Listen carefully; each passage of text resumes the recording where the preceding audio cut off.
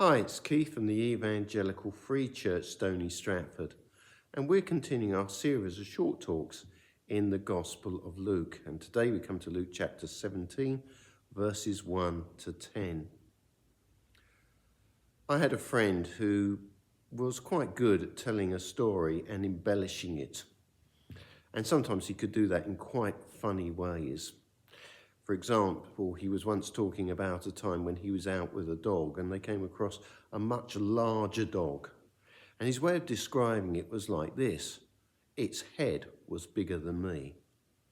Now, we all know that that's not actually the case, but it made the point. It was a very big dog.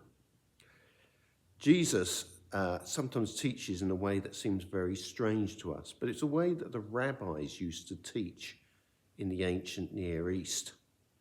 And they would exaggerate a point to really bring the point home.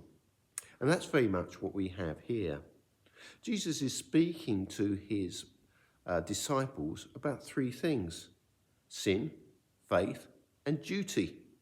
And he starts with the teaching on sin. And he basically says this: people will always be prone to sin. Rather unfortunately, that's our nature. But then he says this, verse 2, it would be better for him, that's anyone who leads someone into sin, to be thrown into the sea with a millstone around his neck than for him to cause these little ones to sin. So watch yourselves. What's he saying there? Well, I think he's saying a couple of things here. First of all, what does the phrase little ones mean? Well, Jesus is referring to new or young believers. And he's saying to the disciples, be very careful what you say and what you teach or how you act, as it could cause someone to slide into sin. The teaching that leads something out. The lifestyle that doesn't live up to the teaching. These are not good things. And Jesus says it's a serious thing, so watch yourselves in what you do. He then goes on to talk about forgiveness. And he talks about if someone has sinned against you, you are to forgive them.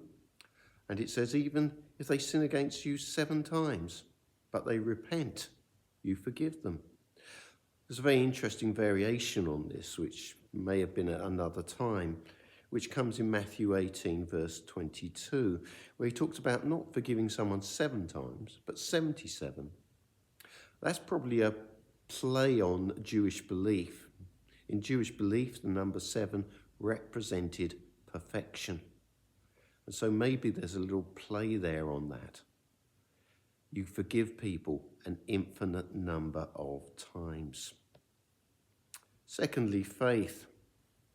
It's rather interesting at this point. What do the disciples actually ask for? They could have asked for many things. They actually ask for faith. The apostles said to the Lord, increase our faith. He replied, verse 6, if you have faith as small as a mustard seed, you can say to this mulberry tree, be uprooted and planted in the sea, and it will obey you. What's rather interesting here is Jesus shifts the emphasis here. He talks about small faith in a big and powerful God. Again, he uses an extraordinary situation, what would be the actual good of saying to a mulberry tree, go and uproot yourself and put yourself in the sea. He knows that's a sort of nonsensical thing, but he's saying, look at that, even if you did something or asked it something extraordinary like that, God is capable of doing it. So this is about faith, however small, in a great and powerful God. And last, he comes to duty, and he gives an example, verse 7 and 8. Suppose one of you had a servant ploughing or looking after the sheep. Would he say to the servant when he comes in from the field, come along and sit down to eat? Would he rather not say, prepare my supper, get yourself ready, and wait on me while I eat and drink, after which that you may eat and drink? You see, Jesus makes the point here, a servant is bound to duty. And I think this is a great one, really, because it really illustrates that there's a danger of resting on our works. I'll give you an example.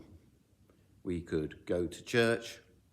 We could maybe increase our Bible study from once to twice, or pray 3 or 4 times a day instead of just once. And we kind of think God owes us. No. What does Jesus say in the end? Well, verse 10. He says in the end that this duty is expected of us if we are serving the Lord. And he says, in the end, so you also, when you have done everything you were told to do, should say, we are unworthy servants. We have only done our duty. It's not about us scoring sort of points with God. Look, God, I've done this. I've been really good. I've given so much to the church or to charity. No.